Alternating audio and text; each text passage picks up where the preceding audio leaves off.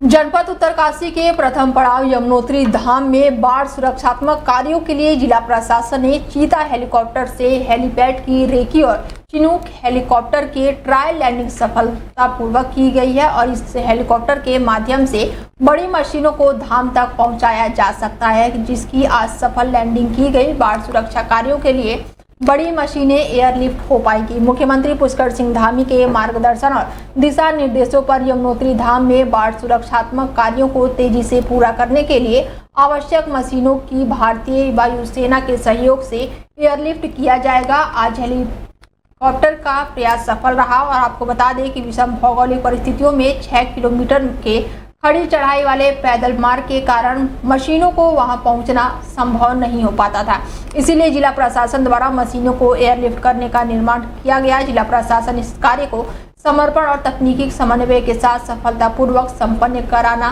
कामयाबी हासिल की है। यमुनोत्री में जो मुख्य इस साल का पहला जो आकर्षण रहेगा वो हेलीपैड है, जो पहली बार जिसका उद्घाटन होगा, पहली बार वहां पर तीर्थयात्री लैंड करेंगे। तो उसका भी वो तो पिछले दिसंबर में ही बनकर तैयार हो गया था, लेकिन उसकी कुशलतापूर्वक लैंडिंग भी हो गई है। और डीएम साहब कल बता रहे थे कि वहाँ पर पंडित जी हम जो चिनूक जो हेलीकॉप्टर है उसको लैंड करवाने का प्रयास कर रहे हैं, ताकि वहाँ पर मिशनरी जो हमारा घाट बनना है, जिसपे बहुत हार्ड और मजबूत काम होना है, उसके लिए मिशनरी की आवश्यकता होती है। तो वो वहाँ पर मिशनरी तत्काल उतारेंगे और उसके बाद यमुनोत्री का जो उसमें यमुनोत्री धाम में आरसीसी स्ट्रक्चर के माध्यम से बाढ़ सुरक्षा की दीवार बननी है, ऐसे ही राम मंदिर भी बननी है और जानकी चट्टी में भी बननी है, नदी के दोनों तरफ। तो सबसे बड़ा चुनौती हमारे पास यही है कि यमुनोत्री धाम में बड़ी मशीनें कैसे पहुँचाएँ। तो हम कल से इसमें एक कार्ययोजना में काम कर रहे हैं, क्या एयर लिफ्टिंग हो सकती है। तो उस संबंध में हम लोगों ने विभाग से उनसे एक पूरा उनकी प्लान उनसे मांग लिया है, क्या क्या आपको मशीनें भेजनी है और उनका स्पेसिफिकेशन क्या है।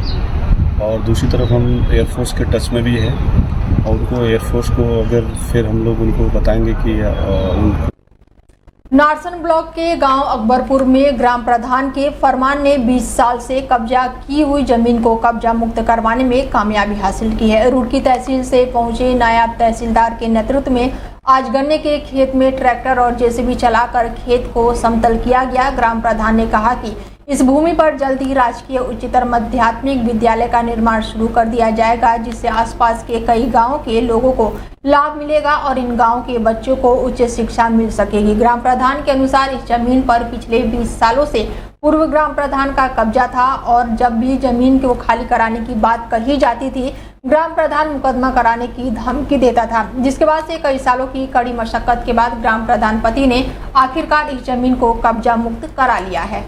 स्कूल के लिए जमीन को रजिस्टर्ड कराया था, वो जमीन आज शासन और प्रशासन के द्वारा कब्जा मुक्ति करा लिया गया है।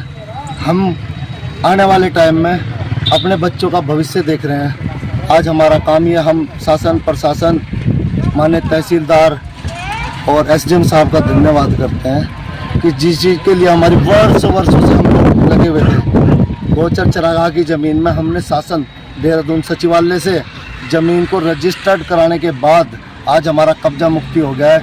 आज हम गांव के लोग इतने खुश है कि हमारे पास खुशी का कोई ठिकाना नहीं है। 15-20 साल से लगभग प्रयासरत थे, लेकिन अनपढ़ या जानकारी की कमी होने की वजह से लोग शासन और प्रशासन तक नहीं पहुंचा पा रहे थे। चूंकि जसपुर भगवंतपुर रोड बिजली घर के पास खेत में अज्ञात शव मिला, जिसके बाद से इलाके में हड़कंप मच गया। जनपद उधम सिंह नगर के जसपुर कोतवाली क्षेत्र की घटना बताई जा रही है। जसपुर भगवंतपुर रोड बिजली घर के पास खेत में पड़ा अज्ञात व्यक्ति का शव मिला, तो वहीं घटना की सूचना पर पहुंची पुलिस ने जांच पड़ताल शुरू कर दी है। अज्ञात शव की शिनाख्त 38 साल के बाबू राम पुत्र सुखेंद्र सिंह के रूप में हुई है। पुलिस ने शव को अपने कब्जे में ले लिया है और पोस्टमार्टम के लिए भेज दिया है। इसके साथ ही शव की गला रेत कर हत्या करने की आशंका जताई जा रही है। पुलिस के आला अधिकारी मौके पर पहुंचकर घटना की जांच पड़ताल में जुटे हुए हैं और शीघ्र ही घटना के खुलासे करने का आश्वासन दिया है। घटना की सूचना पाकर मृतक के परिजन भी मौके पर पहुंचे और हत्या करने की आशंका जताई। रुड़की के पिरान क्लियर विधानसभा के कांग्रेस विधायक हाजी फुरकान अहमद ने अपने ही गांव रामपुर में लाखों की लागत से बनने वाली सीसी रोड और इंटरलॉकिंग टाइल सड़क के निर्माण कार्य का फीता काटकर शिलान्यास किया है। आपको बता दें कि रुड़की के रामपुर से सड़कों को बदहाल हालत को देखते हुए पिरान क्लियर विधानसभा हाजी फुरकान अहमद ने राज्य योजना के तहत 82 लाख के लगभग बजट पास कराना और साथ ही क्षेत्रवासियों को एक अच्छी सौगात दी है, जिससे क्षेत्रवासियों को अब नई सड़क बनाने के बाद से उबड़ खाबड़ सड़कों से बड़ी राहत मिलेगी। ये रामपुर में जोड़ से कब्रिस्तान की ओर, वह जीटी रोड से मदरसा को होते हुए जो हमारी सिलिंग की जमीन पड़ी है वहाँ तक, यानी कि लगभग 82,87,000 क्या यह राज्य योजना से हमारी स्वीकृत हुई, जिसका मैंने आज उद्घाटन किया। क्योंकि जब हमारा रोड चलता है जीटी रोड, जब हमारे बहुत से दरवाजे सड़क को जाते हैं तो रोड काफ़ी चलता है, उसमें बड़ी कठिनाई का सामना करना पड़ रहा था। अगर कोई सी बात है, जोहर से सीधा कब्रिस्तान के लिए रोड जाएगा और उसी मोहल्ले की जो और सड़कें हैं वो सब बनेगी, क्योंकि हमारा मेन मकसद है विकासखंड कोट के नगरपालिका देवप्रयाग के अंतर्गत आने वाले क्षेत्र बोर्ड नंबर 4 में नगरपालिका के गौशाला निर्माण के चलते बच्चों के पार्क को क्षति पहुंचाने का मामला सामने आया है।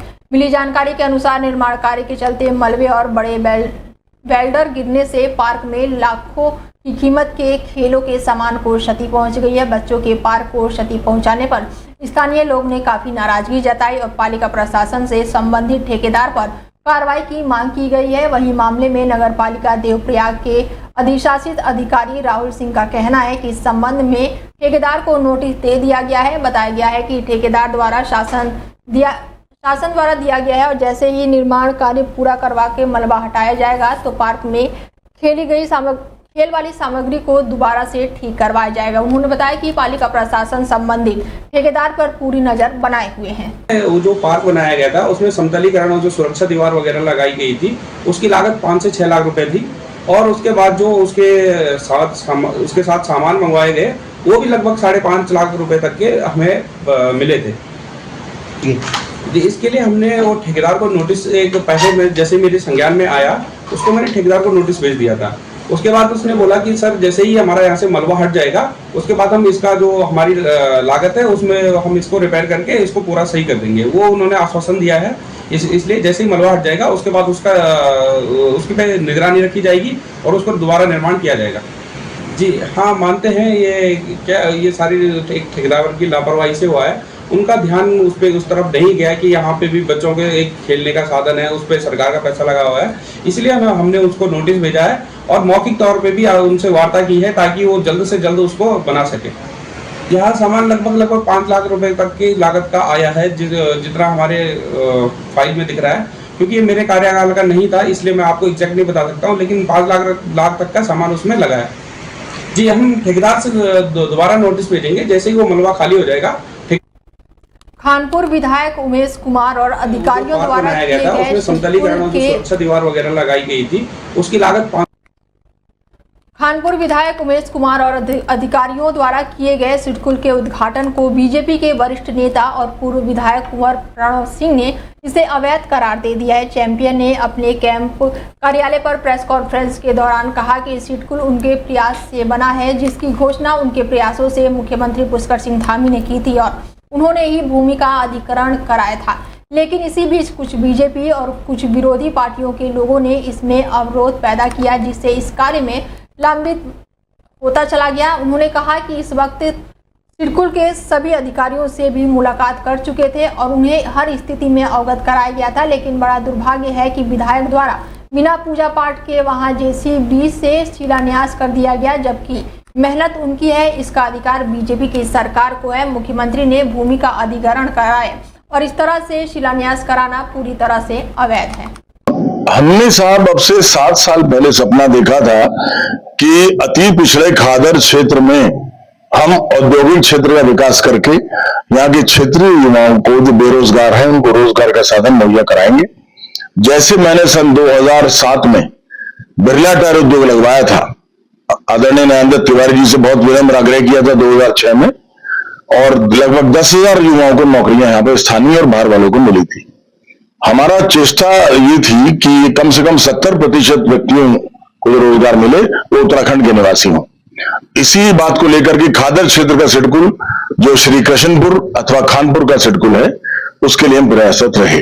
2019 में हमने तत्कालीन मुख्यमंत्री त्रिवेंद्र सिंह रावत जी से लक्सर के कार्यक्रम में जब वो सम्राट वीर भोज की मूर्ति का अनावरण करने आए थे, मुख्यमंत्री घोषणा खानपुर के सिडकुल की करा ली थी। तदुपरांत हम प्रयास में लगे, लेकिन अवरोध उत्पन्न किए गए कि ये बड़े बड़े नेता हमारे ही प्रदेश के थे, मैं नाम नहीं लूंगा, हमारी पार्टी के भी थे और विरोधी भी थे, कि खानपुर तो जल प्लावन प्रभावित क्षेत्र है, वहां तो बाढ़ आती है, वहां कैसे उद्योग चलेंगे। IIT रुड़की को जहां सौंप दी गई, कई बार हम गए, हमने जांच को उसमें ठीक करवाया।